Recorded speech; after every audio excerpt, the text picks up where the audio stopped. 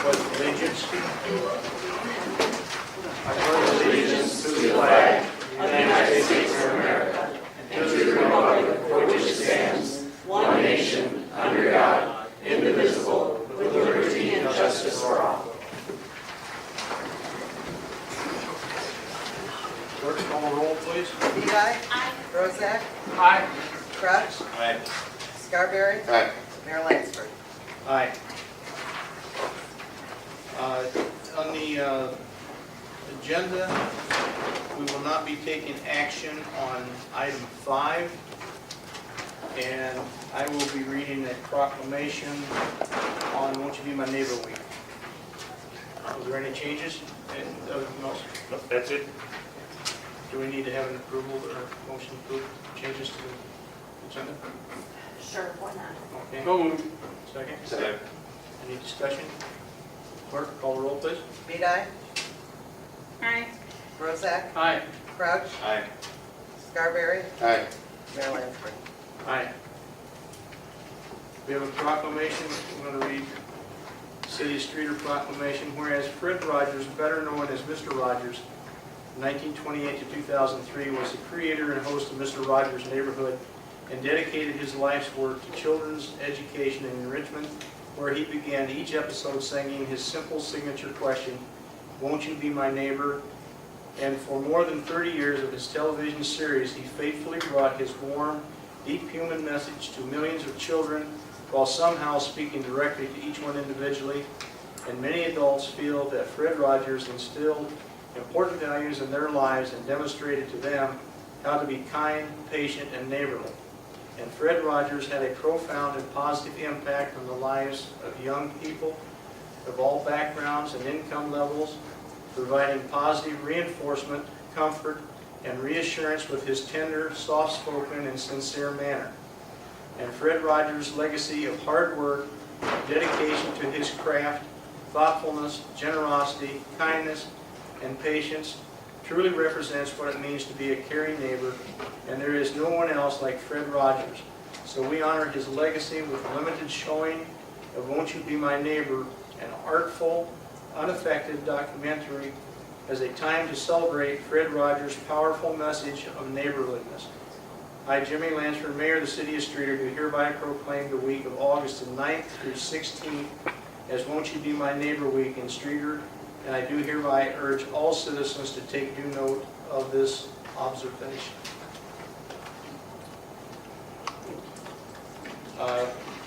Now we have a presentation.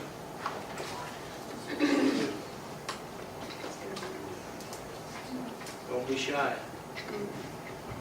There are a few of us. I voted off the outline.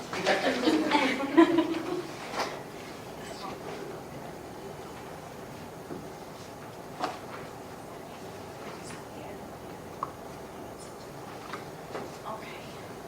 I also got voted off the island earlier by the committee. So my mayor and fellow council members, I'm going to take my city council hat off for a moment and address you as the chairman of the Ball Dogs Committee. A few weeks ago, the Ball Dogs mural artists changed the face of Streator for the good. Hundreds of artists from across the country and the world came together in our downtown to create a little bit of public art and a lot of excitement. The artistic murals that now enrich our downtown bring life to our culture and rich history. Driving downtown since the event, you will see people with their cameras out stopping to take pictures of the murals as they celebrate this change. Talking to store owners, you'll hear their excitement as tourists come in and shop and marvel at this transition. You may also encounter people who are brought to tears as they rejoice in their excitement, as I've been so lucky to have witnessed. This event could not have happened without our community as volunteers and event sponsors. Alongside our artists, volunteers stepped forward to make sure guests felt welcome in our town. We had close to 300 volunteers participate in this event. From runners, site managers, scaffolding and cleanup crew, welcome center workers, the nurses who manned our first aid booth, to the ramp builders building easels, Streator accepted the task at hand with no hesitation. Churches and philanthropic organizations prepared and served hundreds of meals. People lended us anything from a ladder to a drop cord to a cooler. It was also because of the donations of many gracious sponsors as well as the building owners that made this event happen, resulting in an event funded by their donations. Streetorites also opened their homes to complete strangers, and by the end of the weekend had made lifelong friendships. The citizens of Streator stepped forward and showed that we are a community united in bettering our home and making it an exciting place to live. In the words of one of the Wall Dogs, Jay Allen, your community will continue to rely on you for the wisdom you've shown in understanding what the Wall Dogs represent. They represent a mirror pulled up to your community, a mirror that reflects your history through our lens and helps you see what you're capable of when working together unified. He also said to keep thinking outside the box, don't ignore any voices, work together, and to be or follow the leadership that proves trustworthy. The Streator Wall Dogs Committee, many who are in this room, worked tirelessly to bring this momentous event to Streator's sesquicentennial. However, it was all of us, the city, that made it happen. With our deepest appreciation to the council and our community, we would like to offer this gilded glass artwork of the Wall Dogs mural logo to the citizens of Streator. This piece was created by New Zealand artist Anne McDonald in May while here in Streator and was sponsored by a local business owner. The gilded glass consists of 24, 22, and 18 karat gold and commemorates the mural festival, including the Wall Dogs' 25th anniversary, the Streator Sesquicentennial, and the Illinois Bicentennial. It is our hope that the council decides to hang this piece of art here in City Hall and to let it ever be a reminder to all who serve that the citizens of Streator have a passion to uplift and enjoy the town we love. So we'll go ahead and present this to whoever wants to see it. Make sure it's securely on here.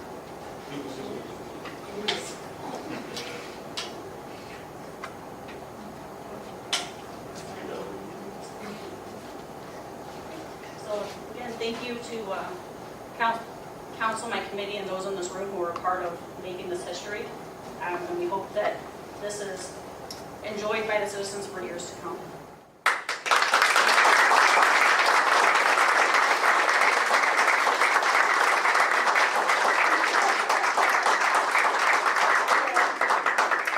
No, I feel good. I just get extra nervous to watch. So thank you. On behalf of the citizens, I want to thank the Waldo Group and Tara, thank you for the presentation. And we don't know exactly yet where it's going to be displayed, but it'll be prominently displayed for the citizens to observe and enjoy. So thank you.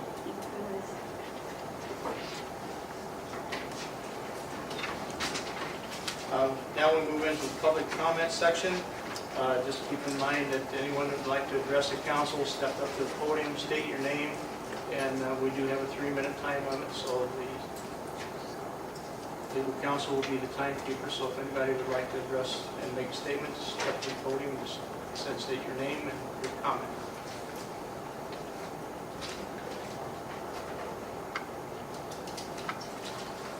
John? My name is John Zubanczyk. Been up here once or twice. I'm a volunteer from quite a few member of people that play golf and everything else. And they can't understand why the certain people that work for the city have free golf and their wages are high enough where they can afford to pay for their own golf. And whether this was established years ago when you had volunteers or something else, as firemen and that, maybe it was feasible at that time. I've traveled over 45 states, and I'm one of them idiots that played golf in every state I've traveled in. I never found one that had free golf or anything. A lot of people would like to have you either explain how this come about and why it keeps continuing, because the firemen and that, I'm sure their wages aren't down to 81 cents or 41 cents when I started working for them. And their wages and the job they're doing is wonderful. But I don't think they should be able to go out and take their family out there and play golf and that. And people that are working for $10, $15 an hour can't afford to take their family out. I think you people ought to take another look at that. I appreciate it if you would. Thank you. Anyone else?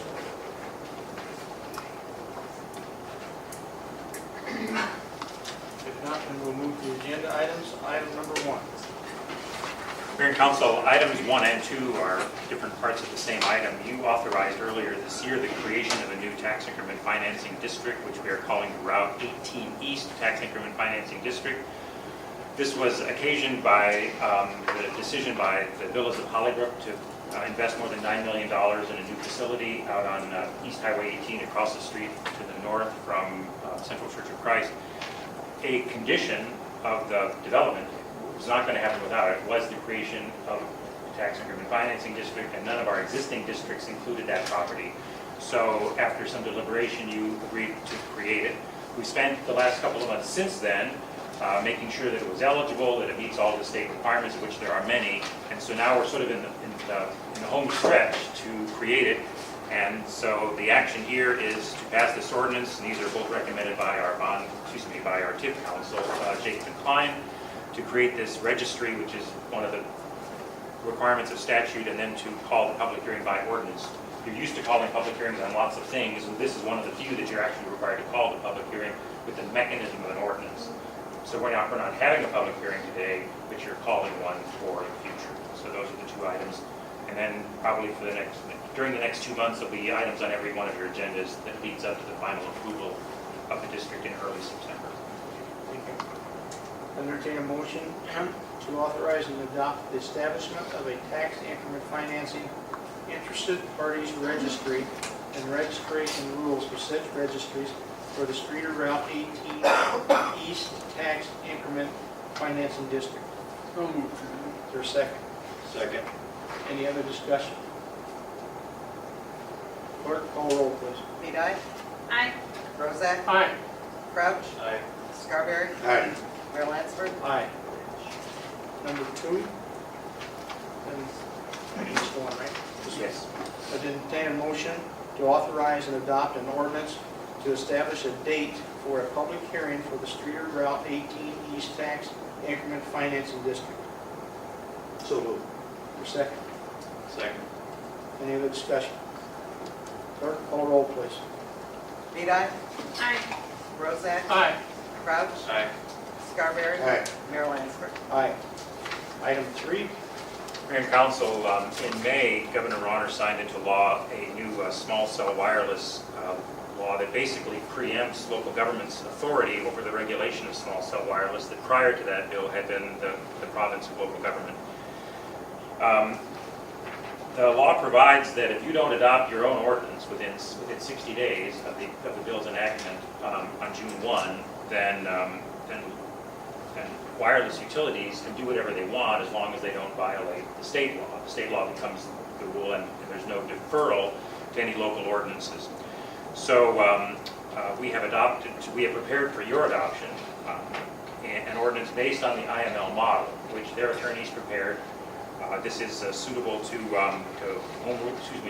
non-home rule cities, and it includes provisions about fees which conform to the parameters that are in the bill. So the model was also looked at by Cheryl Cherney, and who made relatively minor revisions, I think, to it. Minor revisions and formatted the ordinance so that it will now become a part of our city code. It adds a new chapter to Title 15 of the city code. And part of the materials provided to municipalities by the municipal league are a model permit form and a model license agreement that are contemplated by this ordinance.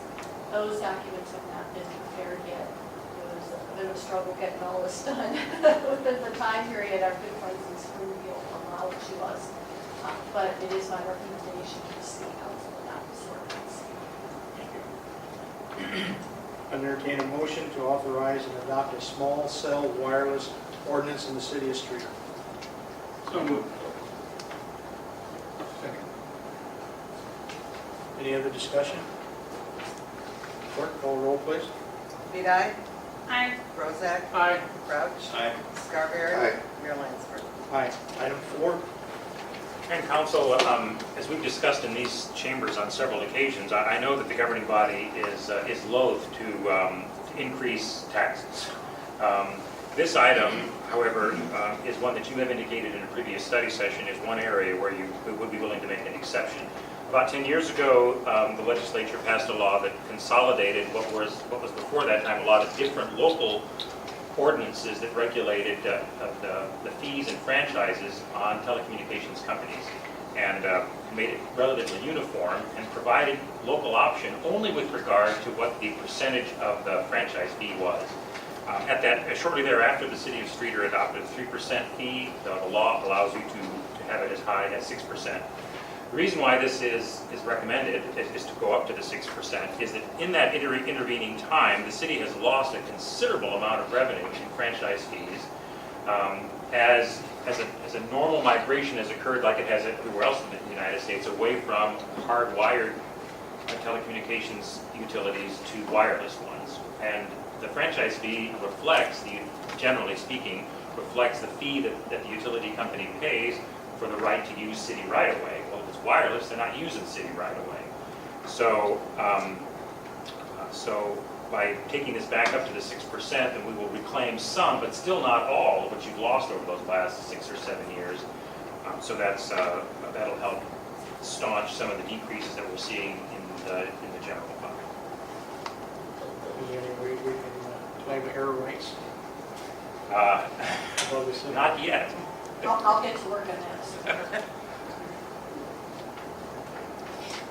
I'd entertain a motion to authorize an ordinance amending Chapter 2.40 of the Municipal Code of the City of Streator to amend the local simplified municipal telecommunications tax. So moved. For a second. Second. Any discussion? Do we have any idea how much additional revenues this would generate? The number of landlines that are disappearing?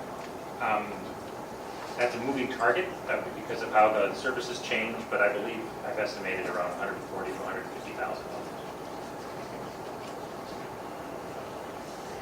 Any other discussion? Clerk, call the roll, please. Vidae, Aye. Bozak, Aye. Crouch, Aye. Scarberry, Aye. Mayor Lansford. Aye. Item 5, we deleted from the agenda.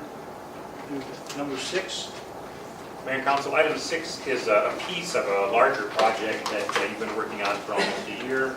Last year, Johnson Controls Incorporated presented a report to you and also appeared at a study session whereat they mentioned that the largest area where we need to make updates to LEDs and become much more efficient in lighting is with our street lighting.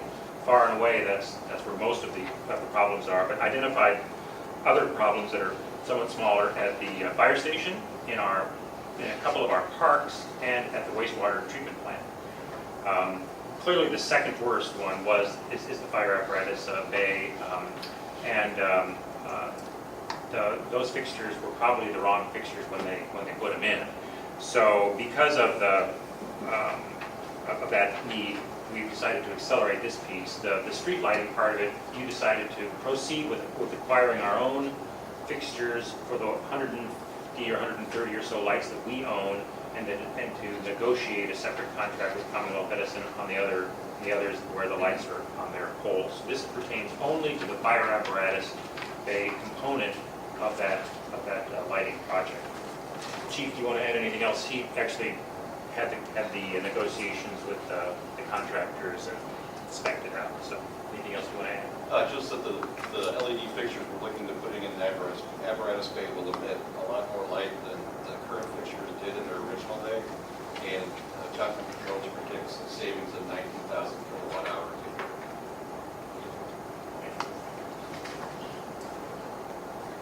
entertain a motion to authorize support for the replacement of lighting for the Streator Fire Department apparatus bay. So moved. Is there- Any other discussion?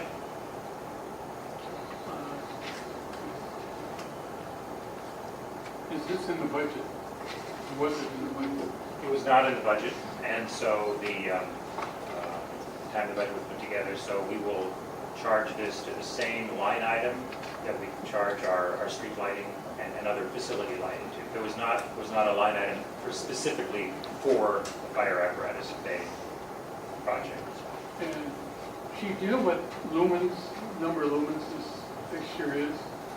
I see several listed here, but It's the one in your packet that ends with a 50, and it's 18,000 lumens. thank you. Yeah, well, I'm sure the chief could tell you, just the bulbs we go through a year is absorbed. I mean, it was failed from the get-go. I mean, this definitely is the right way to go for working conditions, but for safety, because it's terrible. We don't have a surplus of bulbs left. Can you get it up? Clerk, call the roll, please. Vidae, Aye. Bozak, Aye. Crouch, Aye. Scarberry, Aye. Mayor Lansford. Aye. Item 7, There. Yes, we have a resolution for the IDOT closures for cruise night. It's the same route that they typically run, so we just need to pass that, and then we'll send it off to IDOT so they can get the approval. Then we'll have our regular shutdown for cruise night as always. I entertain a motion to authorize a temporary closure of a portion of the West Route 18, reduction of lanes on North Route 23 for through traffic for cruise night on September the 1st. So moved, Your Honor. Is there a second? Any other discussion? Clerk, call the roll, please. Vidae, Aye. Bozak, Aye. Crouch, Aye. Scarberry, Aye. Mayor Lansford. Aye. Mayor, item 8 is an after-the-fact approval, and I'm going to let Jeremy tell you this story because it's a really good story. So, thank you. So basically, it comes down to that last year when we were doing the Broadway Street project, submitted the plans to IDOT, received approval on those plans, and then I failed to bring the resolution to city manager to bring to you guys. So when I called and they came to final out the project, they said, where's our resolution? And so I must apologize that I didn't put together and get to you guys. The work's it's complete. So this basically says that the city will stay behind that work for a period of 3 years as required by all permits. So this should have been done last year, so it's on me, I apologize. But no other issue except it needs to be passed so that the paperwork is correct. Bottom line is, IDOT wants to close the file, that's all. I was going to say this will close the file. I entertain a motion authorizing an IDOT permit for the Broadway Street project. So, For a second. Second. Any other discussion? Clerk, call roll, please. Vidae, Aye. Bozak, Aye. Crouch, Aye. Scarberry, aye. Mayor Lansford. Aye. Item 9, this is the mayoral appointments for city committees.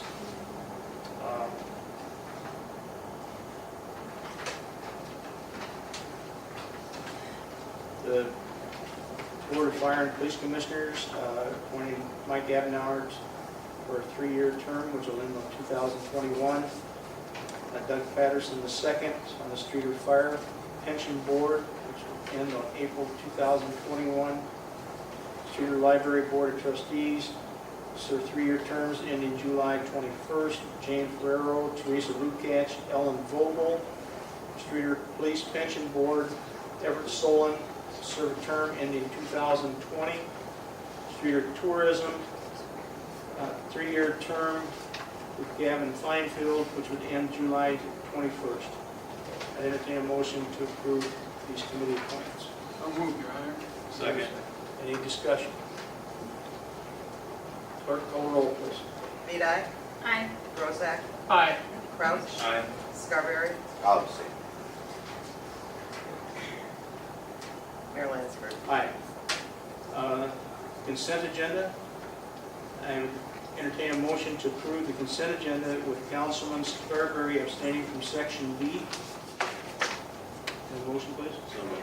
Is there a second? Second. Any other discussion? I I would like to abstain from item 8.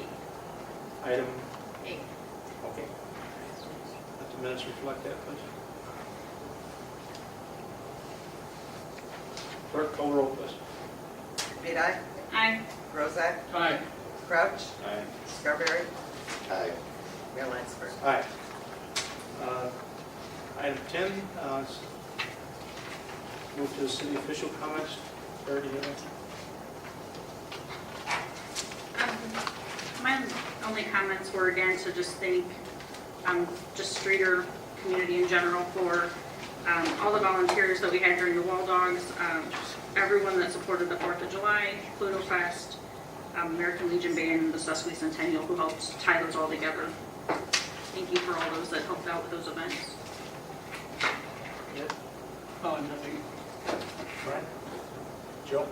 A couple things. First, I'd like to thank Kurt Snow and the fire department for the fire truck show. That was awesome. They did a wonderful job. Secondly, I'll probably never ride in a convertible with the mayor again at parade because they filled them with water balloons. And I don't think they would throw it at me, were they, Jim? I don't think so, because half of them that were throwing them are my relatives. And just to note, John, I know you took time out of your day to come here, and I appreciate that. And the reason for the golf years ago was there was no money for several years, and the firefighters, when they negotiated for raise, so they basically got that instead of money, and that's been in the contract, so that would have to be bargained out down the road if the city I'll thought go it along was. with that, but That's how, you asked how it happened, and that's how I explained it, so. that's been 30 years ago.